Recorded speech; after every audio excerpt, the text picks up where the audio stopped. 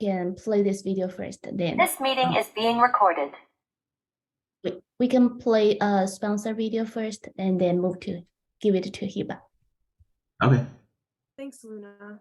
Hi, everyone. Thank you so much for joining us today. I just always want to acknowledge our sponsors for GARD.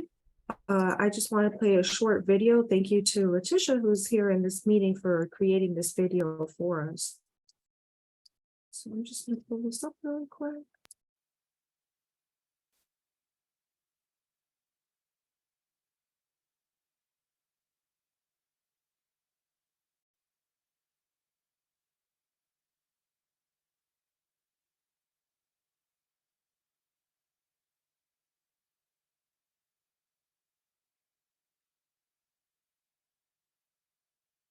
Great, thank you so much, and thank you everyone for being here. I will let you all take it from here. Let me know if you need anything.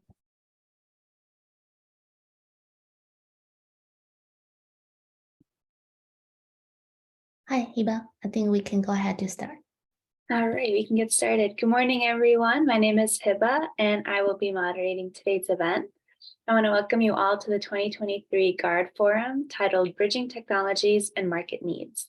The Global Alliance for Rapid Diagnostics, also known as GARD, conducts innovation challenges during its annual forum to promote interdisciplinary collaboration and foster ingenuity in solving relevant global problems to improve human life and welfare. This year, participants of the Innovation Challenge chose one challenge prompt and created a 3-minute pitch video on their proposed solution. We had over 40 submissions, and today we welcome our 6 finalists to participate in the final live session round, where their work will be reviewed by an esteemed panel of expert judges who will select the first, second, and third place winners. We will begin by introducing the founder of GARD, Dr. Evangeline Alosilha, who will give her welcome remarks. Dr. Evangeline is a professor in the Department of Biosystems and Agriculture Engineering at Michigan State University. She's the founding program director of the Nano Biosensors Lab, a member of the U.S. National Academy of Inventors, and the founder of GARD, a consortium of scientists around the world committed to improving global health. So please take it away. Thank you, Hiba. And hello, everyone. As Hiba said, I'm Evangeline Alosilha, and it's my privilege and great pleasure to welcome all participants in the Innovation Challenge and acknowledge the outstanding elevator pitch entries to solve societal problems of global importance. On behalf of GARD, I want to express our gratitude to the judges, Dr. Opal Liman-Bartzis, Executive Director of Education Abroad and Interim Director of Global Youth Advancement, Mr. John Chamberlain, Entrepreneur Instructor for Innovation Hub through Walton College of Business, University of Arkansas, Mr. Ken Simusiak, Managing Director of the Burgess Institute for Entrepreneurship and Innovation in the Broad College of Business, and Dr. Edward Walker, Professor, Department of Entomology at Michigan State University. We cannot thank you enough for your time. I know you're very busy, and for involving with us in the Innovation Challenge. But I also want to thank especially the Innovation Challenge Planning Committee, especially Luna, Leticia, James, and Hiba here for organizing an excellent event. GARD's mission is to prevent illness, save lives, and improve quality of life through rapid diagnostics. It is a peer-to-peer network of equals. Our mission is to develop portable, affordable, accessible, and globally deployable technologies for rapid early detection of infectious and antimicrobial resistant diseases in populations who need help the most, but can afford the least. And we define sustainable health to include the human body and everything else that maintains it: safe and nutritious food, clean water, and clean environment. I'm excited for the event, and I'm really looking forward to all the participants' presentation. So let's go and start the game. Back to you, Hiba. Thank you so much, Dr. Evangeline. Next, I'll share with you all the format of today's event. We'll go forward one team at a time, and after the team is introduced, their 3-minute pitch video will be played. After this, the judges will have 5 minutes to provide their feedback, followed by 5 minutes of Q&A for judges again and for the general public. And then we'll move on to the next team. If that sounds okay with everyone, we'll get started. I want to thank the judges again for coming today. We really appreciate your time and we're excited for you guys to see our 6 finalists. We'll start with team 1, which is Mary Farmer and Connor Graham, who selected the theme food waste. So let's play their video first.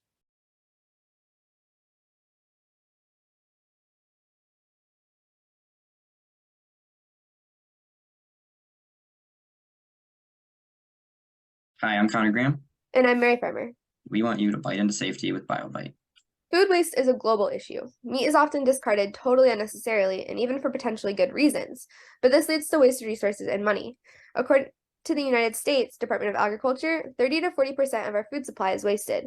This totals to be about 133 billion pounds of food, costing $161 billion. And these are numbers from 2010, so taking inflation into account, these numbers must be significantly higher now than they were 13 years ago. According to Counting Animals, we lose 26.2% of the total meat produce that is brought to market. And this isn't a problem only that grocery stores have. Many people will purchase produce at the grocery store only to take it home and have it spoil there. Or worse, they throw it out before they even know if it's spoiled. And this is especially a problem for meat, and it's not accounted for by the previously mentioned sources. It's probably a safe assumption to make that most people are not buying food at the grocery store that they intend to take home just to toss it out in the end. So why does it happen anyway? The largest reason is a fear of foodborne illness. This occurs when there's a pathogenic microbial or viral contaminants in the food that we consume. Shown on the screen are just a few of the common symptoms that may occur when you eat food that's spoiled, and in severe cases, it may even lead to hospitalization or death. Needless to say, foodborne illness is no joke, and a warranted fear, not to mention the amount of money that's wasted within one household on food that's not consumed. So what do? Do you throw out food even though you're not totally sure if it's gone bad, just to avoid getting sick, even though the food waste is already a massive issue? Or do you eat something that might be bad, hoping that it doesn't make you and your entire family extremely sick? What's the solution here? What if we told you that we could solve this problem with a simple test? Meat produces specific enzymes that are indicative that it has spoiled. By creating a biosensor that can quickly and accurately detect these specific enzymes, we can ensure the safety of consumption. This will reduce the number of wasted meat products and therefore reduce the amount of food that ends up in landfills. Likewise, our product will reduce the consumption of spoiled meat products and protect our consumers' health. So who's our ideal customer? Our ideal customer is Sarah. At 30 years old, she's working from home as a pharmaceutical research assistant and keeping her family happy and healthy. Sarah cares about the environment and wants to make environmentally friendly choices. She knows that her kids are looking to her to observe the ways that she interacts with the world so that they know how to interact with the world. Although Sarah does her best to make choices that are both environmentally friendly and healthy for her family, it can be really tough. This is especially true when it comes to making her family meals. She wishes that there was something that can make her day-to-day routines just a little bit easier so that she can put more focus on spending time with her family. And she needs a solution that will save her both time and money. There are a limited number of methods in meat spoilage detection. Many of these are still in development at research institutions. One major competitor of our product is ATP meters, which are used to rapidly assess cleanliness and environment, which includes meat. However, ATP meters are not cheap, and our aim at BioBite is to provide a meat spoilage detection system that is effective and affordable. BioBite biosensors are the key to a certainty of safe meat products and the reduction of meat that ends up in landfills. We will prevent the disposal of safe meat products and the consumption of unsafe meat products, allowing for a safer home and a cleaner planet.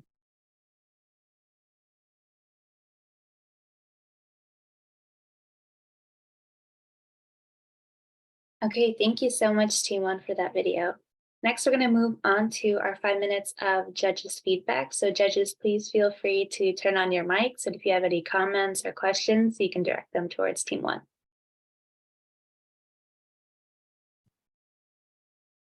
Hi, nice job, Team 1. Thought it was really interesting. This is coming from someone who's, I have a paranoia about foodborne illness, many experiences. So this hit close to home. Love to have something like this in the market. Feedback, before we move to Q&A, I do have a couple questions, but feedback, I thought you did a really nice job. Really clean presentation. I think you moved through it well, maybe a little fast, but you had a lot of information to get through. I would spend a little more time on the technical concept here. It was kind of like there's enzymes that meat produces and we can measure those, but it was a little bit unclear if this is new intellectual property you'd have to develop or if this is something that's kind of readily available and just has not been kind of repackaged. So make sure you pause there when you get to your solution and maybe break down, okay, what is the technical nature of the type of product we're going to make? And what types of safeguards do we have in regards to intellectual property, if any? And then kind of why this stacks up against the competition in a more, I would say, economical way versus like things that are in R&D in labs. Why are they not on market, but your idea could get to market faster? Just need to take a pause there probably for another 30 seconds to break that down. Otherwise, really nice job. Good job. I like it. I'll just add quickly that I agree with everything that Ken has said. And for me, the strength of the pitch was the statement of the problem. And I think it's something that we can, that easily resonates with a lot of us. And the idea of having a solution is a really good one. But for me personally, in hearing it, I would have liked to have heard a little bit more detail about that solution, although it sounds very promising.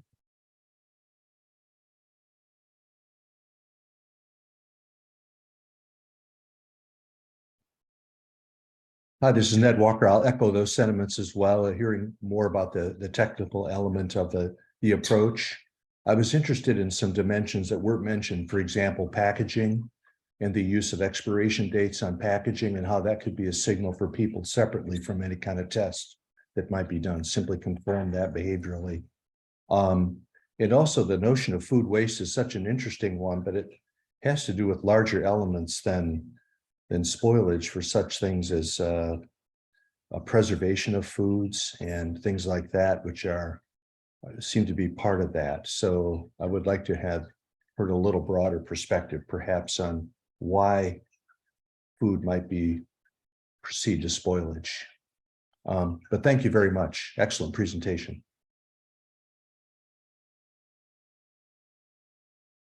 Okay, thank you very much, judges. If you have any other questions or comments, feel free to turn on your mic, but otherwise we can open up our QA to the public forum right now. So if anyone who's watching on Whova or anyone on this Zoom has any questions that they'd like to put in the group, in the chat, or to turn on their mic, please feel free.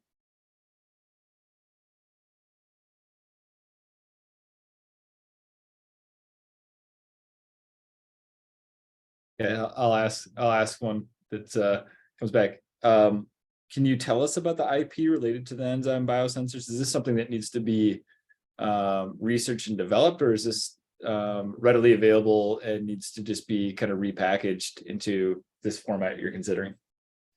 Yeah, so there's a whole field within the field of genetics. It's called proteomics. So you're looking specifically at proteins. And there's different tests that you can find for proteomics, but we need to find specific ones that have to do with meat spoilage. So we've read several articles about different enzymes that are related to meat. So it would just be developing tests and packaging them for household use.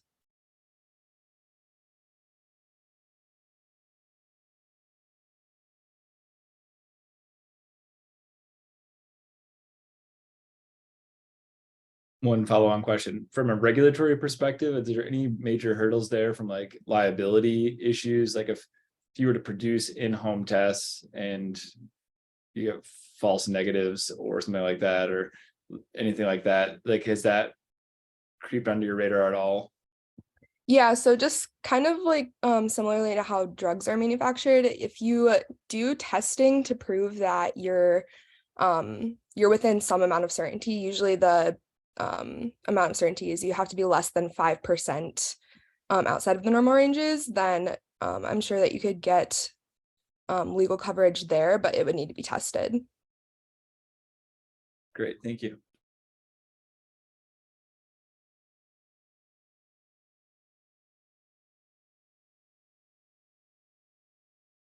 We do have a lot of time open, so we really highly encourage questions or comments. I'll leave it open for a couple more minutes. I had a question for the team, if I may. Is this a food product specific approach? For example, meats. Seem that many different foods would have very different pathways to spoilage with different kinds of signals as to when they are no longer consumable. Could you articulate on that a little bit, please? Yeah, absolutely. So Elaborate. different meats produce different enzymes. It's dependent especially on different bacteria that live on that meat. So that is for sure specific to meat or red meat, or fish even. Something that our team talked about was the potential of using it for something like vegetables. Fortunately, when vegetables or fruit go bad, it's pretty clear that they go bad. So we decided to really dig into like meat, poultry, fish, that kind of thing. Kind of going back to your comment about different food spoilage things and like expiration dates, the FDA doesn't really have a specific way that they regulate food expiration dates. So it's kind of up to the company of whatever date they put on there, which can be good, but also can be bad because often the date that they use is much earlier than it actually would be going bad. So.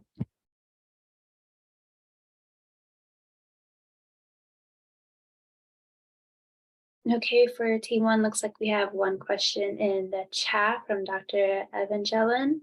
She asked, who are the expected users? So our expected users are going to be people that don't have any experience in science, really. The idea is that any person that doesn't have basic science knowledge would still be able to use the product. We haven't looked into incorporating it in the meat package, and I don't know that would totally work because the idea is that you would have one test at home that you could use for whatever produce that you buy.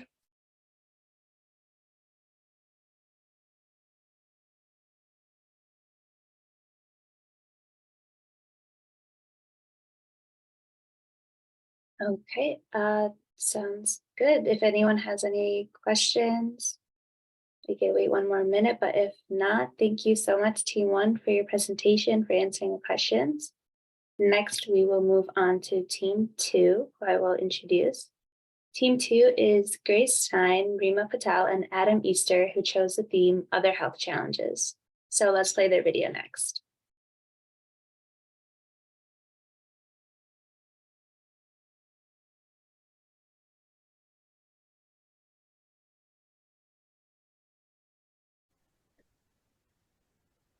Hi, I'm Adam. Hi, I'm Rima. Hi, I'm Grace, and we will be talking about our biosensor today.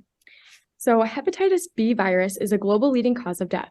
Approximately 296 million people are infected annually, with 36% of the population resulting in death. It has been known to cause severe liver damage or failure and is the leading cause of liver cancer globally. Currently, there is only one test that identifies if a patient has hepatitis B virus. The currently used blood test is expensive and time-consuming. With our team's newly developed hepatitis B test, a patient will be able to get accurate and fast results. A patient using our test will be able to perform it by themselves. Any of the 296 million people infected with hepatitis B every year will be able to use our test at home without the guidance of a doctor or nurse in a timely manner and without a high cost. By utilizing a biosensor, the product can detect the presence of hepatitis B using reactions with the surface proteins of the virus. This is done by manipulating a series of gold nanoparticles, which then undergoes a biotin-avidin non-covalent interaction with an intended reaction site of the virus. This allows for the test to be highly specific to the virus while maintaining the structure in a reversible procedure. Not only does this allow for a faster return time on the result, one of the main issues with the current blood testing, but the high specificity means that the results will have a great degree of accuracy in diagnosing the patient. Currently, antibody-based biosensors with gold nanoparticles are being researched along with DNA-based biosensors that use covalent immobilization. We believe the use of gold nanoparticles with non-covalent immobilization will allow for faster and more specific results than the competition. Once finalized, the product will be focused on further refining the process to make it more commercially available. This will expand the markets for which it will be applicable, becoming accessible to areas that are most vulnerable to the virus. Hepatitis B is most common in Asia and the Pacific Islands, so we aim to have our test be accessible to those populations. This will open greater opportunities for the general public to test for hepatitis B without needing to visit a clinic or hospital while also receiving a faster diagnosis, overall leading to a decrease in the severity of it as a global threat.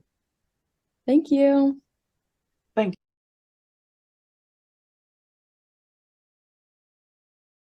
Okay, thank you so much, Team 2, for that presentation. Judges, please feel free to ask your questions, make your comments. I'd say good hook, right? Like really got the audience thinking about the number of cases and deaths. Got to have a couple slides though that can relay the technical nature of this, especially for a non-technical audience. So make sure if you're pitching this from like a business perspective, you got to have a second or third slide that's going to show the process map. And therefore I personally would be able to like walk through visually what's happening in the test process, even though you're relaying some highly technical information. If I'm just staring at a map and you're telling me the technical process, it's not going to click with the non-technical audience who's not aware of how these things work. Okay, so just make sure you have an accompanying slide that helps connect that dot. Interesting concept. Sounds like the IP and like the technical nature or I would say the technology is available, which is kind of neat. So exciting. Thanks.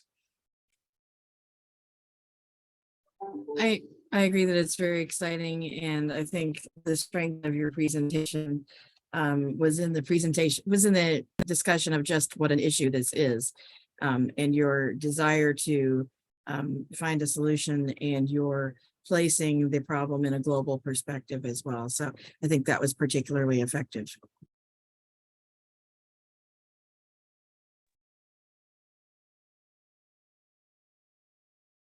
Are similar kinds of devices available in the clinical setting now? And I'd like to explore the focus on detecting virus protein versus nucleic acids in regard to sensitivity. Could you talk about that a little bit, please? Yeah, so currently there are like two main methods to detecting the hepatitis B virus. One is the immunoassay method, and then the other is the PCR, which both are used pretty evenly within the market now. However, the immunoassay based biosensor for detecting hepatitis B virus doesn't provide quantitative results, while the PCR is definitely more rapid and can test the level of that.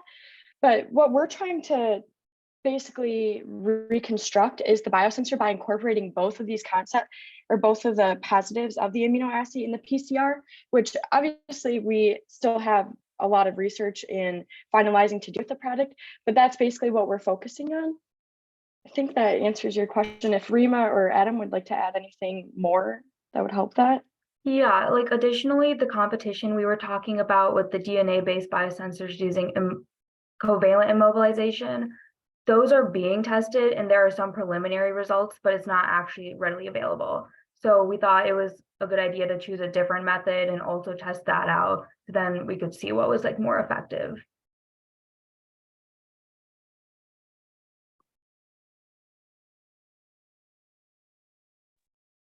Thank you.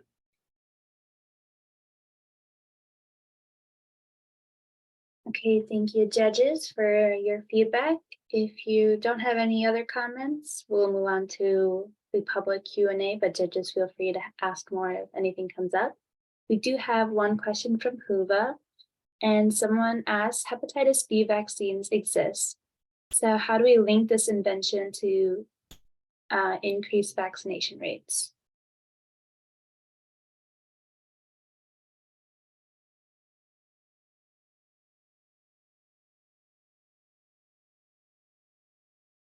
I think it's something where like when we're marketing this biosensor, we could also kind of have an educational program telling people in communities who are most effective that like the first step would be getting a vaccination. And if they do have hepatitis B or want to see if they do, they could use the biosensor. But yeah, that's what I would say. Probably start with educating and really promoting the vaccine along with using the biosensor. Yeah, and I also want to add that, like, also mentioned in our elevator pitch that this is like mostly hepatitis B virus is mostly common in the Asia and Pacific Islands. And this is because the vaccine isn't necessarily readily available. So that's exactly why we want to market to these locations, because even though this vaccine exists, not everybody is using it. And I mean, it is pretty proof, like 100% proof, but this allows for early detection. And so this hepatitis B virus doesn't prolong and create other health complications.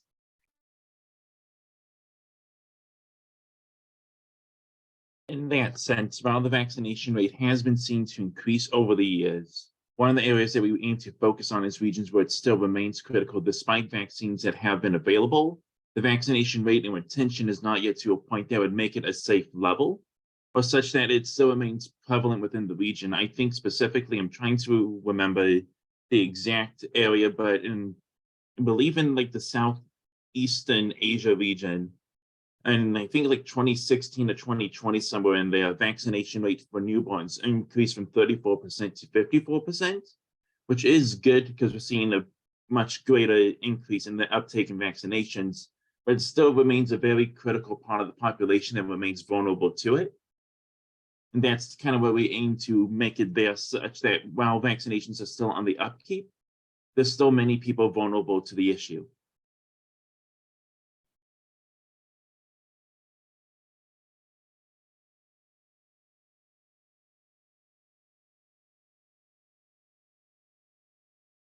Okay, any other questions or comments?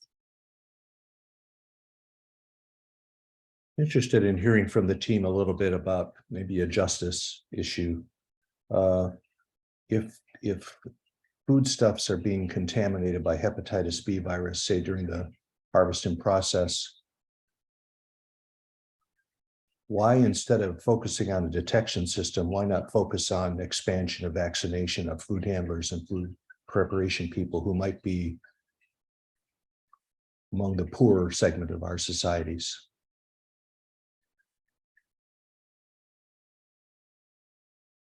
I think because this is most prevalent, like we said, in Asia and the Pacific Islands, that would be difficult for us to be able to really have a big impact like that. Whereas if we're making like a biosensor and then marketing it to those areas, it's a lot easier rather than like trying to do regulations for like food handling in areas that we're not really familiar with.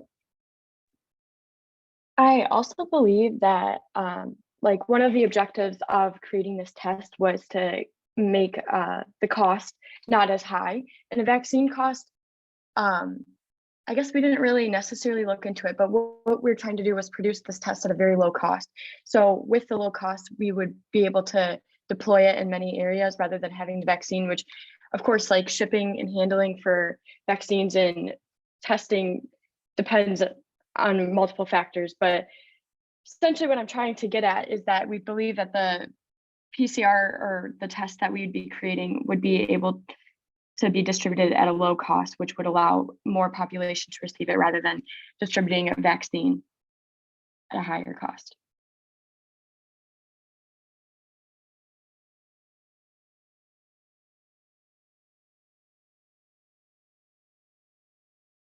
Okay, we have one question in the chat from Dr. Vanji. She asks, is there a specific market niche, like targeting a specific population? I would say that the populations most affected is obviously what we're targeting at, but mostly users. Like we're not trying to target it to clinical settings like a hospital or a doctor's office. We're trying to target it for users so they can get that early detection so hepatitis B doesn't lead to liver cancer or any other severe health complications.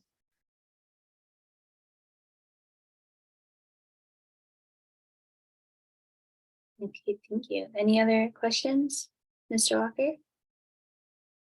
I'm interested in your focus on this one pathogen when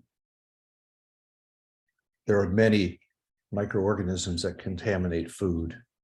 Listeria, for example, bacterial pathogens. Why not multiplex this or turn it into something you could expand market coverage, I think, with a multi-pathogen approach in a single kit? I think that we primarily focused on this protein that's on the hepatitis B virus because it's the largest protein and it's the easiest to detect. So the specificity of the test and the amount that we need in order to get an accurate test is better in comparison to having other organisms on there. I don't know if Rima and Adam have a different view on this or want to add.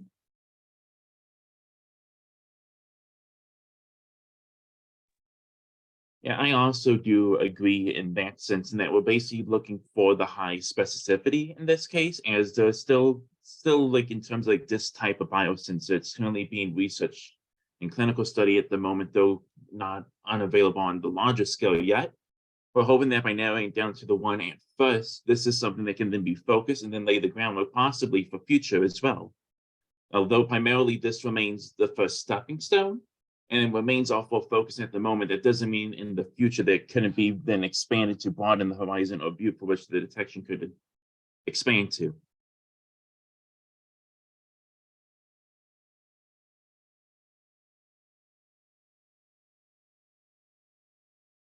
Okay, we have one more question in the chat from Dr. Vanjie. She asked, do you anticipate any constraints in your supply chain as you deploy this technology?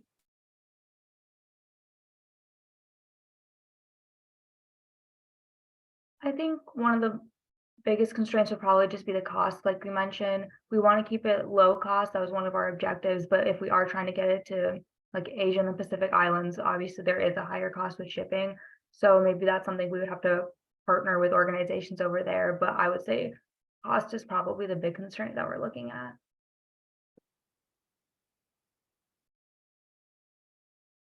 Okay, thank you so much, Team 2. And next we will move on to Team 3. So for Team 3, we have Seema Livwani, Molisa Annette, and Siani Yvonne, who chose the theme Sustainable Food Systems. So we can play their pitch next.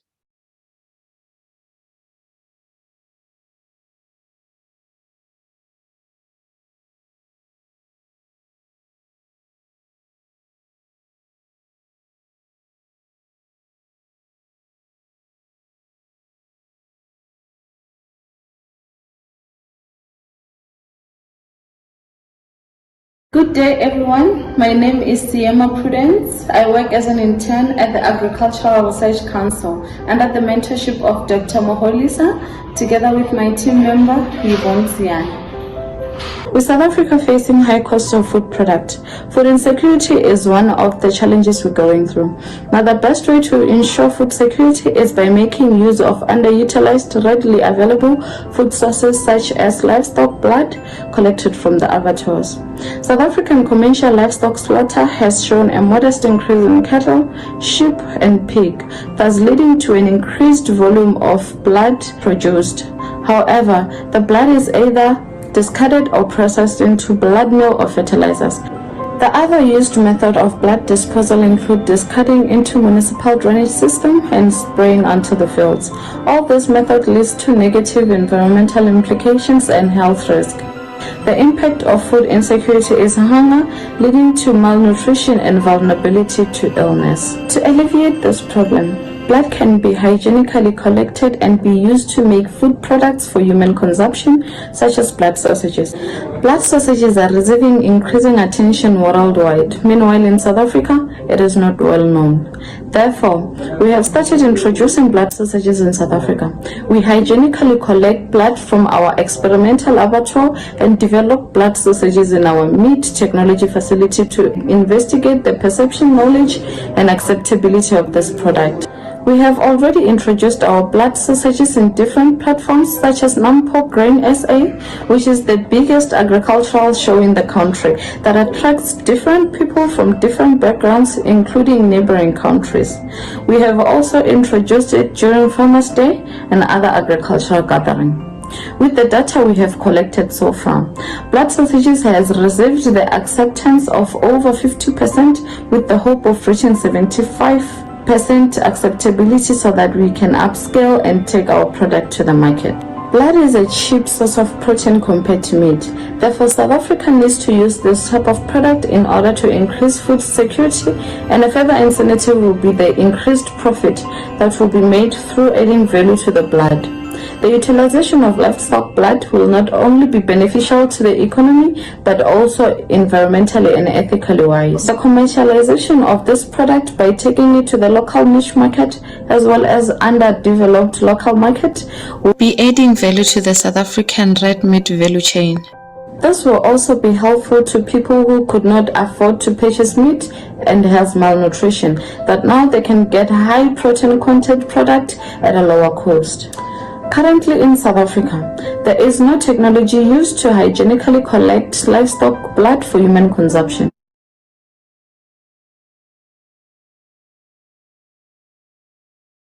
Okay, thank you so much, Team 3. Judges, please feel free to give your comments and questions. Maybe before my colleagues get started and have specific questions about the content, I'll just provide a little bit of feedback on the presentation itself and its level of comprehensibility. I think very, very interesting concept, and I'm very interested to hear about it. I found that the sort of rapid succession of images made it a little bit more difficult to comprehend than would probably be optimal. So maybe concentrate on fewer slides, fewer images, and a little more attention to the overall flow. It seemed to cut off a little bit at the end. And I think all of this just detracted from what would be a really good presentation of a very interesting idea. Yeah, I would echo that, Opal. And then I would also add, I think just a pause when we use words like something like blood is a cheaper protein. Make sure you give us a metric there, like something we can fall back on. So how much cheaper than traditional meat sausages would this be if collected at scale? That way your audience understands that the kind of the size and scope of the opportunity. I think it's a really interesting play, and the fact that you've identified a market that is not used to this type of protein, and thinking about ways in which you can introduce something new to a marketplace is always fun. Yeah, cool idea.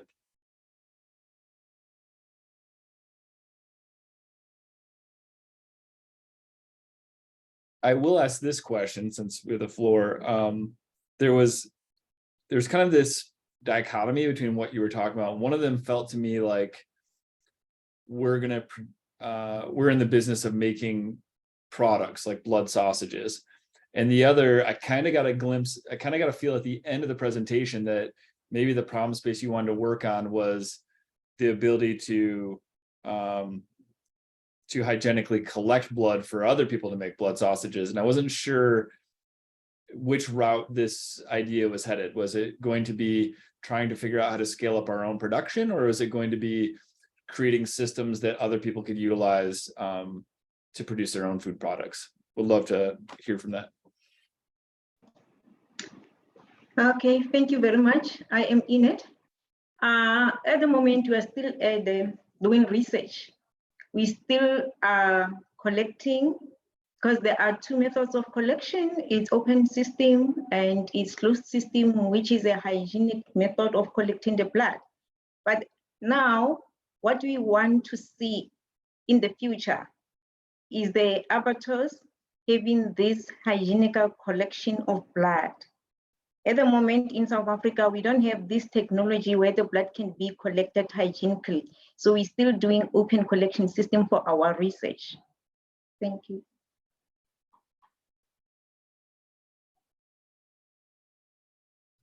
Thanks. Okay, any other judges have any comments to make?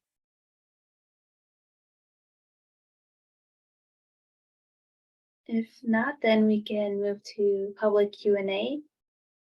Please feel free to turn on your mic or ask questions in the chat.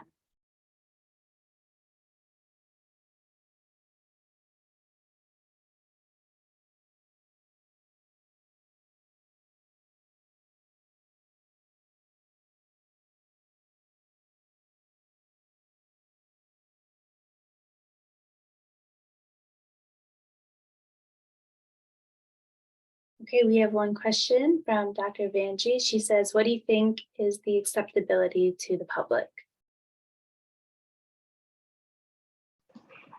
Okay, thank you very much. So far, we have done some consumer sensory analysis, and in some of the results, because we did in different locations, we did the in-house testing where it's more like kind of formal. We also did it in a central location where we are, I mean, it's kind of like everyone who is there can come and taste. And in both locations, we got more than, 50%. I remember in the in-house testing, in a formal testing locations, we got around 60%. Thank you.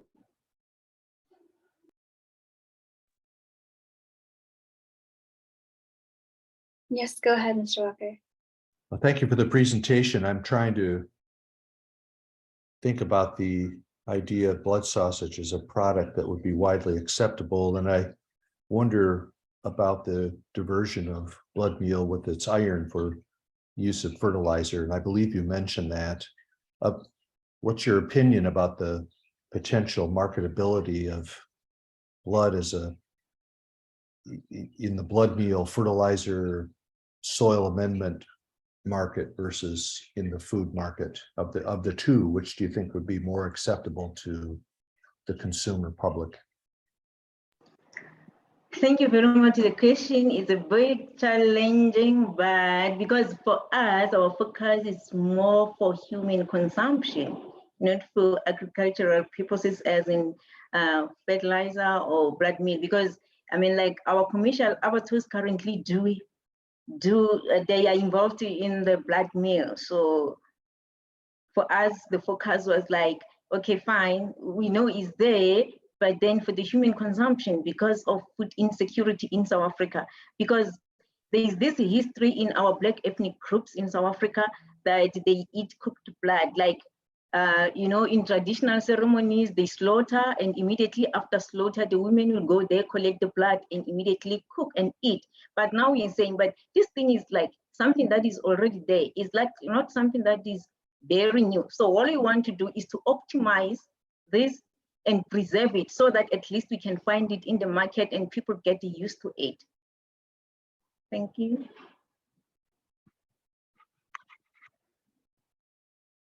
Okay, thank you. We have some more questions in the chat.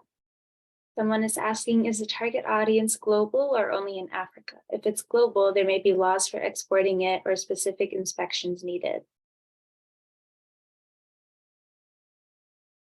I didn't get the question very well. I can hear that. Is it globally or is it in Africa? Can you please come again? Yes. The question is the target audience more global or is it specific to only Africa? Okay, our target audience at the moment is South Africans because the product is not well known. The few products that you can find in the market, you find them in few like the butcheries that are owned by immigrants. So because we know that in our Black ethnic groups, like in the rural, mostly in the rural areas, this kind of food product, it is still there. But now because of migration from rural areas to urban areas, people tend to forget about other foods that can be used, more especially because in the rural areas, it's difficult to get food. So if we can preserve this highly perishable product, we think that maybe people will like it. Thank you. Okay, thank you for your answer. We have another question from Dr. Vanji. She asked, have you considered potential diseases that could be in blood and passed on to consumers? Okay, at the moment, like we also screen the blood for microorganisms or possible pathogens. So far, I mean, we haven't found anything because even with the literature, we guide that the blood from healthy animal is sterile. But then we don't believe in that only. We also did screen the blood before we do the production. So we think that any pathogens that may occur in our end product may be through processing, not like maybe from the original ingredients. Because it's a cooked product anyway. Thank you. Okay, thank you so much, Anna, for your answers. If there are no more questions or comments, I would like to thank you, Team 3, again for your presentation, and we can move on to Team 4. So for Team 4, we have Sarah Tesfa, Adesh Gondara, and Kurt LeBlanc, who chose the theme food waste. So we'll play their video next.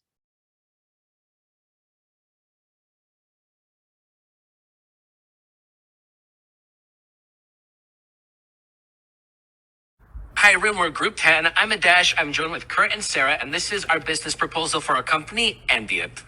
Food waste is a complex and multifaceted issue where too much food is being produced, but not all of it is being consumed or used. This results in a significant waste of resources contributing to environmental issues. Our goal is to reduce food waste at the industry level and possibly redirect excess food to fight food insecurity as the amount of food produced surpasses demand. Hi, everyone. We're Group 10. I'm Adesh. I'm joined. Our solution for reducing food waste is to develop a software application that connects grocery stores with farmers, food banks, shelters, and other organizations that accept food donations. This would allow store owners to regulate supply levels and donate with soon to expire foods. Additionally, the app would partner with restaurants to offer excess inventory as discounted food items, is incentivizing consumers to purchase and donate them before they go to waste. Our biosensor is a compelling solution because we offer convenience, customization, education, incentives, and social impacts. The software provides a convenient way for consumers to donate food and connect with local organizations, reducing barriers to food donation. The platform allows users to customize their donations based on their location, food preferences, and preferred organizations, making the process more personalized and meaningful. Furthermore, educational resources are provided on food waste with ways to reduce it, helping raise awareness and promoting behavior change. By partnering with grocery stores and restaurants to offer discounts on soon to expire food, our platform gives incentives for consumers to purchase these items before they go to waste, all while creating a social impact by supporting local organizations and addressing food insecurity in the community, promoting social impact and positive change. Our product allows for a wide market audience, as food at every stage is of use, even rotten food in the production of organic fertilizers and soil amendments. Grocery store chains, restaurants, farms, and fertilizer companies would benefit greatly from our product, as it would be a direct line of communication. Additional potential users are consumers who want to reduce their own food waste or make a positive impact in their community. Other potential users are nonprofit organizations and businesses that generate surplus food that want to reduce their food waste. 30 to 40% of food supply goes to waste in America, and close to 35 million Americans experience food insecurities. We're willing to sell to as many customers as possible that may benefit from reducing food waste and where they can better their production.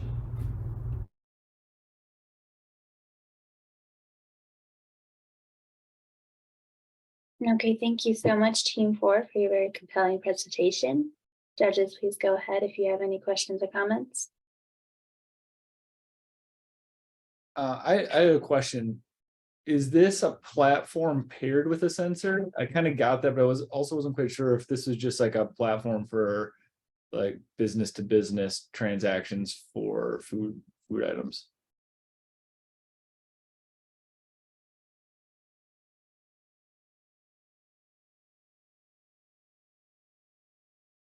Is there a sensory component that's driving the decisions to put stuff on the marketplace? I kind of heard that, but I wasn't sure if that was the case.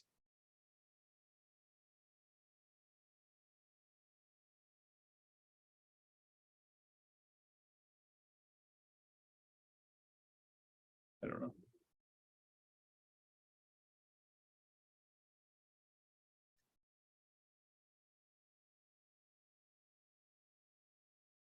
Maybe this team's not here. Maybe the team is not here yet. That's what I'm looking for, their names in the Zoom, but it does not seem like anyone is here from the group to answer your question. Question answered.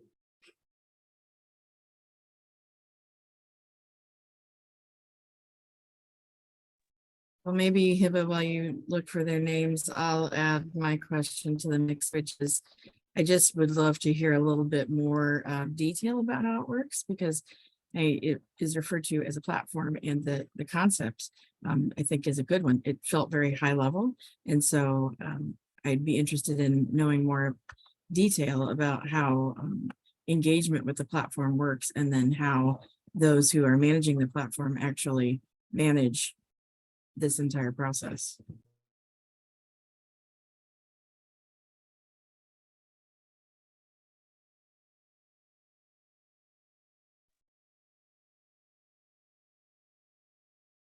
I didn't get a strong sense of the nature of the product. It sounded more like a process, or I heard the phrase behavior change.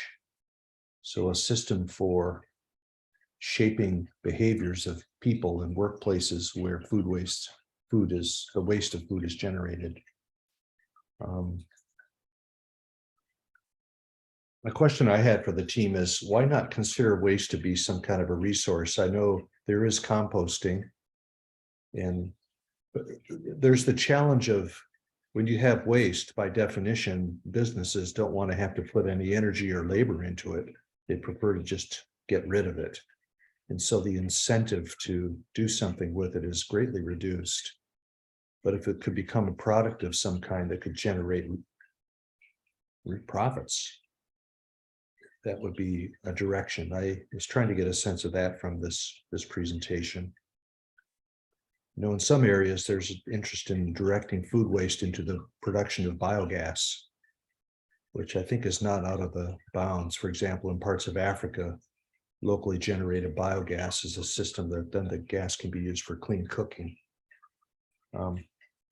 Just to throw out one idea. Thank you. Okay, thank you so much, judges. It does not look like team 4 is here, so we will just forward all of our questions to them through email. It seems like they're having some internet problems, which is why they weren't able to join today. But if anyone else has any questions for them, you could feel free to put it in the chat and we will forward to them these questions. But we will move on to the next team in that case. And that will be team 5, which is Munir Adnan, who chose the theme of environmental challenges. So we'll play his video next.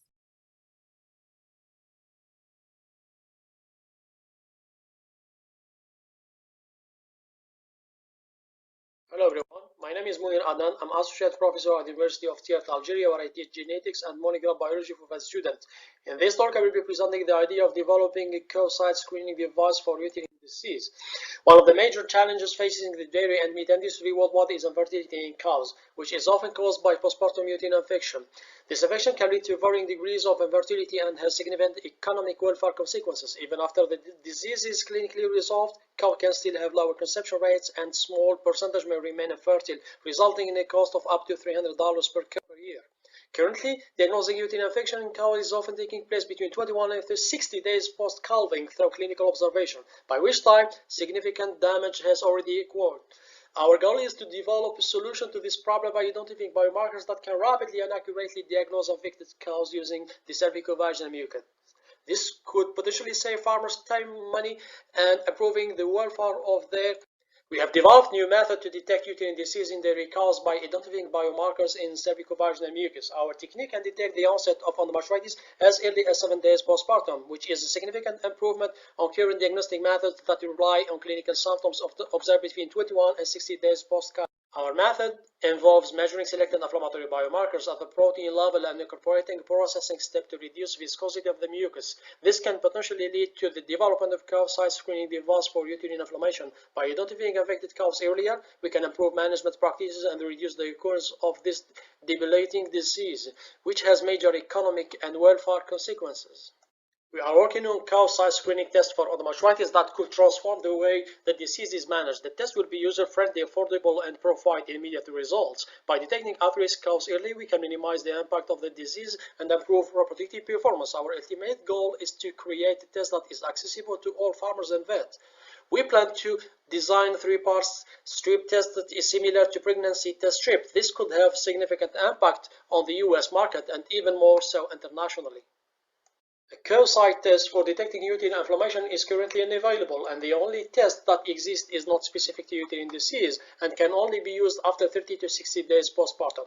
Our innovative test will identify cows at risk of endometriosis as early as 7 days postpartum by detecting the specific inflammatory signature. The estimated cost of the test is $10 per cow, which is a small investment compared to the potential saving of over $86,000 per farm.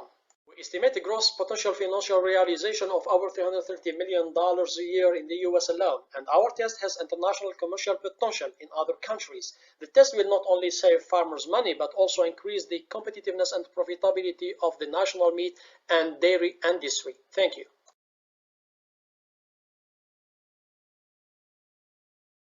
Okay, thank you very much, Team 5, for that presentation. Judges, please go ahead. Really, yeah, you did a great job kind of showcasing the unit economics of this, which I think is a really great lesson for everyone who's pitched take away. Like, you can find a way to showcase at the farmer's level what types of savings and kind of how the invention may translate to economic gains, really, really powerful there. I'd say the only comment I'd make on the presentation style would be probably to reduce the number of words per slide. That way we pay more attention to your what you're saying and are being reinforced by imagery or icons, as opposed to reading along while you're also speaking over them. That can be a little bit, it's just hard for the brain to do two things at once. So replace some of those words with icons or imagery while you're narrating, really can create a powerful 1-2 punch from an aesthetics perspective for the presentation. Thought you did a nice job outlining the competitors, what the issue is. So all in all, really, really interesting concept.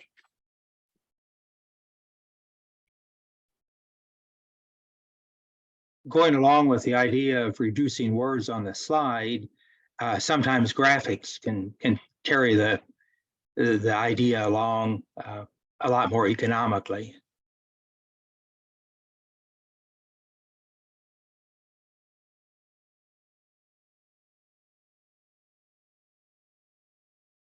Thank you. I had 3 questions, if I may. How common is this problem, and is it epidemic or endemic? And what's the most common cause? Yeah, thank you for the question, actually. So this problem occurs each time there is a delivery. So every time the cow give one of an offspring, if there is a delivery, there is an inflammatory reaction. So it's unavoidable to have an inflammatory reaction after calving. So every single cow has an inflammatory reaction after calving. So at least every single cow has one inflammation each year. And the problem is dependent on many factors, the farming condition, but also the stress factors like the milk production. So if for cows with high milk production, they suffer more from the uterine infection. And actually, we're still debating the problem. We used to say that endometritis or metritis, which is like an infection of the uterus, which is triggered by bacteria. But then we did different studies, and some competitive teams also worked on that. We found that actually this is what we call a pathological inflammation. So after calving, usually there is kind of, I would say, healthy inflammation, which is required for the uterine evolution. So to get back the uterus to the normal size after calving. But at some stage, this inflammation must be controlled by the immune system. For some reason, we still don't know why exactly, but some cows, they have like a persistent inflammatory reaction after 21 days post-calving. And this is actually can affect the immune system efficiency and encourage the infection by other bacteria. And all these factors will affect the fertility of the cow. So even if we treat the animal, the fertility remains lower than the normal. And each cow has endometritis, will have delayed pregnancy. So we have to inseminate several times the female to get an offspring. And then we have like a milk production, which is drastically decreased. So we estimate like 110 kilogram of or liter of milk, which is decreased for each cow for each year. So saying like a farmer has 1,000 cows, so this is like strong economic impact on the farm income. So thank you. I was just trying to get my mind around the phenomenon. Problem. So there's normal inflammation resulting from the birth, and that might progress to infectious, like an infection, which prolongs the inflammation. I realize I'm getting down into the details, but if all the cows are inflamed after birth, well, why do we need a test for this? But if it's something that gets worse, then I can understand your reasoning. Yeah, that's true. Yeah, like this loss is actually, of milk. Okay. Yeah, so that's true that every single cow has an inflammatory reaction after calving, but this inflammation, as I said, it must be controlled before day 21. So if the inflammation remains after day 21, then this is a serious problem. This would affect the fertility. Because when we were doing the field study, actually, I was in a farm where were like 14 cows. So I was testing 14 cows for different markers and for the cytology. So I found like 7 cows had a high inflammatory reaction, which no vet can detect the disease because it's subclinical form. So there's no clinical symptoms. So there's no clinical symptoms. The farmer or the vet cannot detect the problem. So I was calling the vet saying, this 7 cows have an inflammatory reaction, and I suggest to not inseminate them before giving the right treatment. And he said, clinically, they looks fine, so I don't think there is any problem to inseminate them. I was trying to convince him, but yeah, he went to inseminate the cows. He did actually inseminate the 7 cows, but what happened, the 7 cows had a fail of insemination, because the strong inflammatory reaction is like destroying the spermatozoa and all. So there is no chance for fertilization. There is no chance for pregnancy, and you have to add the cost of the treatment, the delay of the pregnancy, and the reduction of the milk production. And each time, like for example, this year there is an infection, and there is a decrease of 20% of the fertility.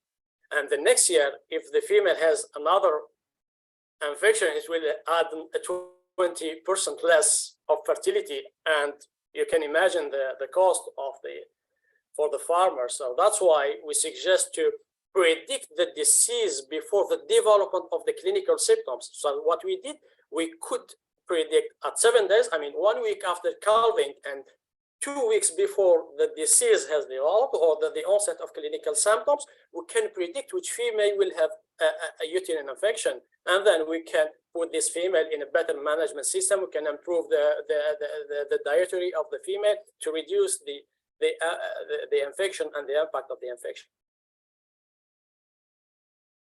Thank you. That helped me understand this problem much better.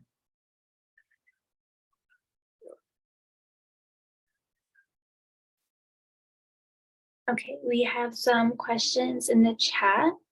Someone is asking, what technology is it specifically using to detect the leucase? Yeah, that's actually a technical question, and thank you for that. So it's given me an opportunity to explain the technical parts. So what we did actually, we analyzed the vaginal mucus, the cervicovaginal mucus, which is easier to get. So that's because we target the vets and the farmer to use this test. And to make things easier, so we suggest to use the vaginal secretion instead of the uterine secretion. So all the other studies were focusing on the uterine secretion, but sometimes it's difficult to get samples from the uterus and require technicity. So to make things easier, we suggest to use vaginal secretion, and there is science that proves the vaginal secretion could reflect the uterine secretion. Then we suggest to, as research step, to analyze the biomarkers using ELISA. But the problem is we can't analyze mucus with ELISA. That's why we optimize the technique to process the mucus to make it to destroy the disulfide bond to make the mucus soluble and can be used for the ELISA to measure the biomarkers. And actually, by optimizing this technique, we could improve the reading for the different markers for different inflammatory biomarkers. So we measured cytokines, so many cytokines, chemokines, and acute phase proteins, and we were selecting which one could actually predict accurately the disease as soon as possible at 7 days post-calving.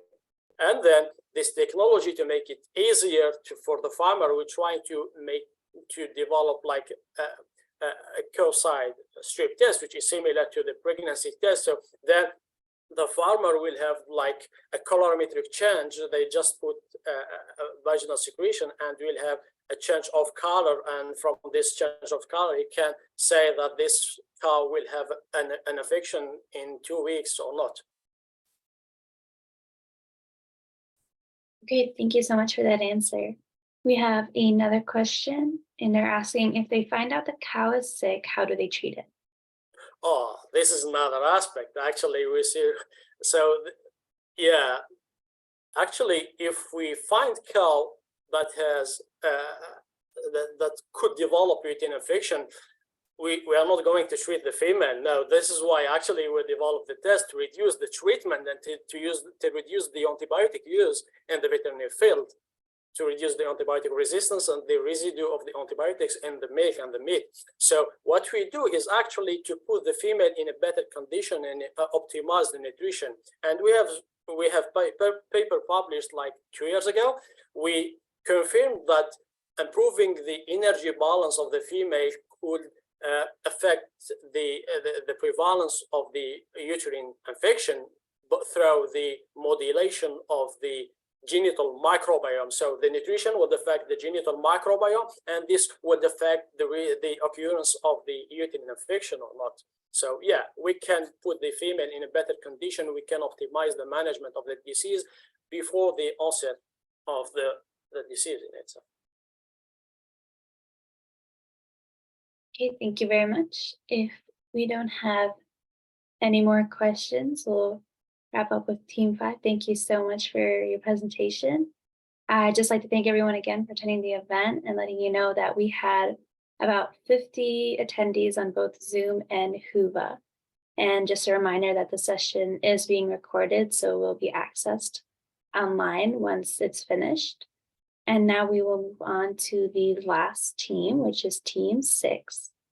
And Team 6 is Riyad Ahmed and Adam Giacchino, who chose the theme of other health challenges. So let's play the final video.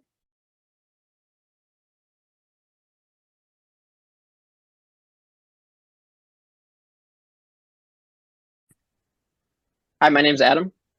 My name is Riyad, and today we're going to be talking about a new innovative app called Food Filter. Before I go into that, I'd like to speak more about the problem at hand.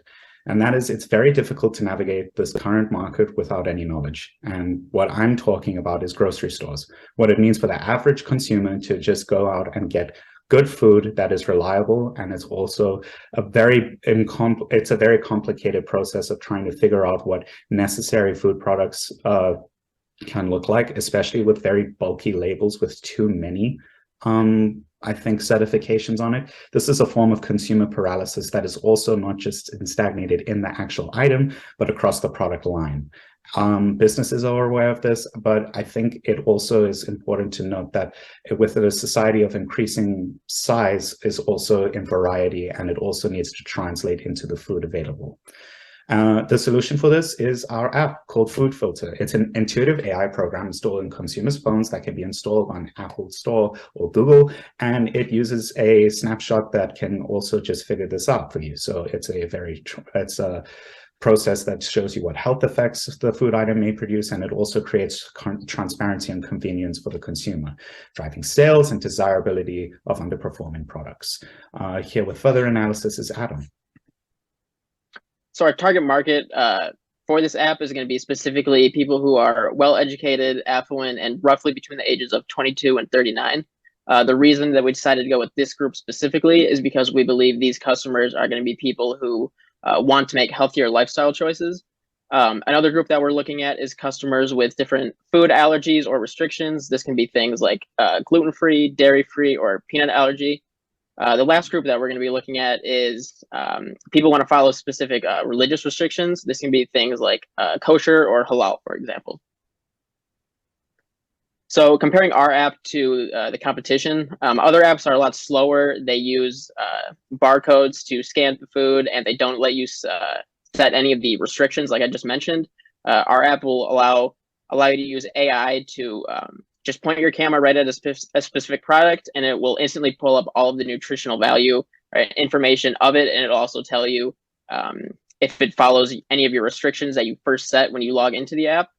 And the algorithm that we use will also give you specific suggestions in the store. it'll give you these suggestions based on other things that you scan or other things that follow your restrictions. And now for Riyadh to send it off for us. Thank you so much. So we'd like to say that our product is free on all these app stores, and there is a process for a subscription fee that eliminates the ads that generates revenue. We're going to give that a $3 fact, but a $3 charge. But I think what's important.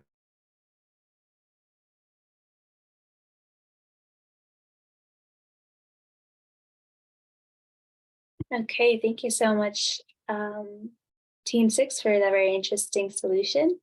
It seems like it was cut a little, but we will open it up to the judges for question and comments, and Team 6, feel free to respond.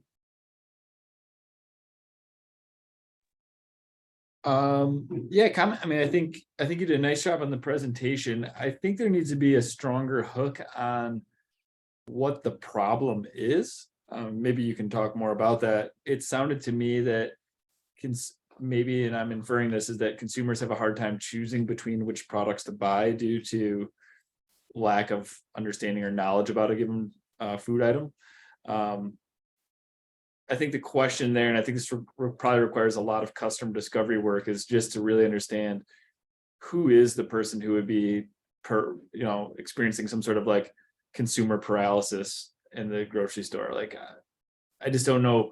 I don't know how big of a problem it is for the average consumer, but maybe it is for someone who's on a very strict diet, or someone who's trying to, lose weight, or maybe for other medical reasons they can no longer. And then I think then the question is, does using vision AI provide you a leg up over some of the competitors in the market? Maybe, maybe not. I think the big question there would be, as labels change, which would be out of your control, how you adapt to that. I think that's why barcodes have been kind of the go-to as of right now. But just a couple of comments, thoughts. Would love to get your thoughts on who you think is actually experiencing this problem. Yeah, so thank you so much for your questions. I think I'd start off by saying that the product is surrounded by the idea of convenience, so that users can easily scan the food they're consuming using their smartphones, and it eliminates the need for manually inputting nutritional information. And that leads in, I think, to the growing demand for health and wellness apps that also coincide with people who have health conscious, I think, lifestyles, and even people who have dietary restrictions. So I think that's the kind of model we wanted to try and project at. Does that answer any of your other questions? You also mentioned, I think, using the camera versus barcodes. Yeah, so here's an interesting, potentially a twist for this. If you're planning to pursue this, I agree with you. For people who are trying to track macronutrients from a dietary perspective, it's a tough slog. It's a lot of work. Most people use MyFitnessPal or a similar app, right? And you're weighing things. One solution to this might be that your system uploads the food available to me, and then I'm choosing portion sizes based on the upload, so that it automatically calculates my macro per meal. That, I think, would be the next evolution here, as opposed to just having all the caloric context of one bottle of ketchup. I don't really need to know that, right? But I do need to know that if I ate 2 servings of ketchup, how much is that worth to me on a daily basis? So almost like a transition towards those dietary apps. I think that could be a really interesting logical leap, just from a feedback perspective. Great, thank you so much. It was a good presentation. I liked your mixture of media and the slides, and the fact that both of you presented. It's nice if you do a good job with combining 2 people. It gives you some better feeling for the team. If I often teach in a lean canvas based entrepreneurship program, and probably if you were there, we'd be suggesting a broad set of people to interview. It might be that there's something a little different that would really be a hot button for people. Just for example, your method, could address something that barcodes can't, which is restaurant food.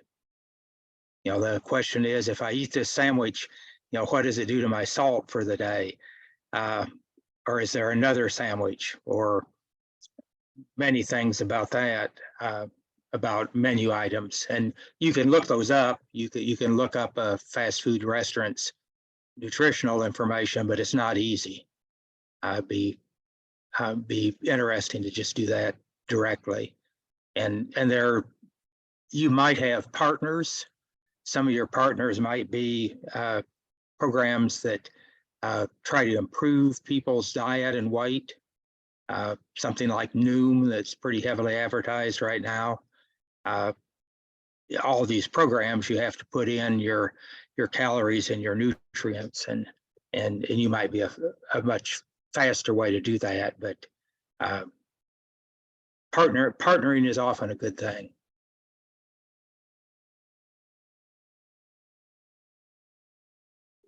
Thank you so much. I really appreciate the feedback, especially when it goes now to like thinking more about like restaurant style, where I think that is also like an important region to play at. So yeah, I think that also might be. Yeah, and again, if you're in a program, whether it's something like NSF, PsyCore, or probably perhaps your campus has one, that the real trick is getting out and interviewing lots of people and really listening to them, so that they so you react. I was just talking to a former mentee yesterday that they did a big pivot in the direction of their product, and now they're selling I think in 10, 12 countries and more in Europe than in the US. But they probably wouldn't have if they just insisted that their initial view of it was the only right way to look at it. Okay. That's actually really cool to know. Thank you so much. I really appreciate it.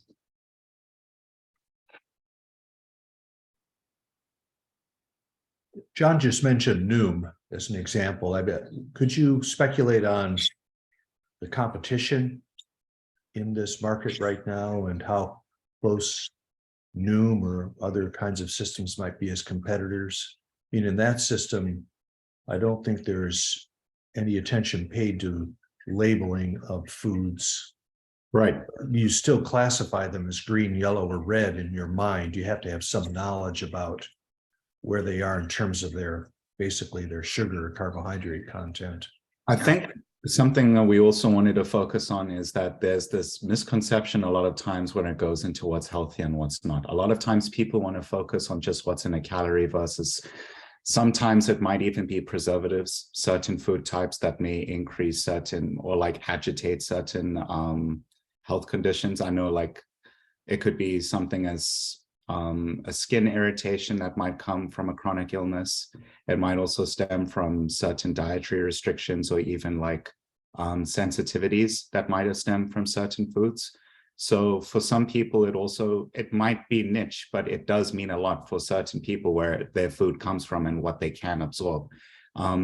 Just as something as mild as having like, say, acid reflux is something that inhibits quite a lot of people, but it's, I think, an easier regimen to try and follow and stay away from. But then with our app, what we'd be able to do is that taking into account what you can and can't have, it could suggest what you can have. So foods that you might not know that might be a substitute for something that you might enjoy that comes from maybe a byproduct that won't agitate your stomach problems. So that's something that also comes from, I think, the whole idea of the app not only is able to like scan what data you're having, but it's able to give you like an easy to read or understand feedback loop about what you're actually eating and what it might cause. So again, it's also like with Noom, I think notoriety is something big, especially with competitors. I mean, the fact that they probably have had what is the limelight of this kind of area, but at the same time, it's very difficult to try and, I don't think, enter the market, but to try and get people as loyal customers and users of the app. is important. And I think it's also a relatively new market, especially in the world of just like, you know, being able to keep track of that kind of stuff. So I've yet to see something where it's a competitor who's stayed in the industry for a while. But yeah.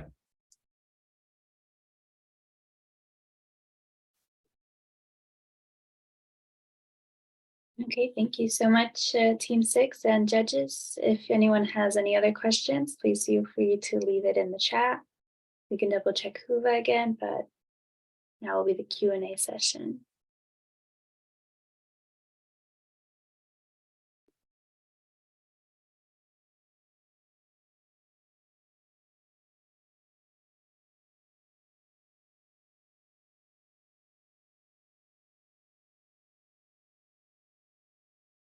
Okay, but if we don't have any questions, we can thank Team 6. Thank you so much for your presentation. And that concludes all of our presentations for today. So thank you, participants, for sharing your work. Oh, it looks like we do have one more question. So before I wrap up, from Dr. Vanji, she asked for Team 6, will this help the immunocompromised? I think it will, because if you also want to look at specific vitamins, anything with minerals that might also boost or actually help bolster, it also might go into, I think for immunocompromised, it might be a bit more difficult to integrate if we're just going to look strictly at nutrients. But if we look at it from a more, I'm actually quite unsure about that question, to be honest. I didn't give a thought about that.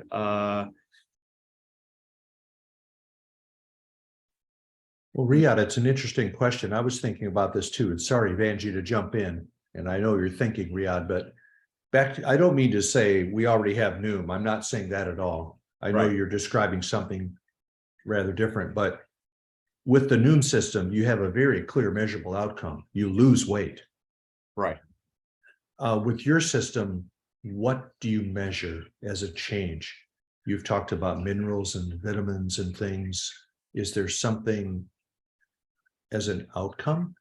I mean, if somebody just says, well, I just feel better or I feel healthier, well, that's very subjective.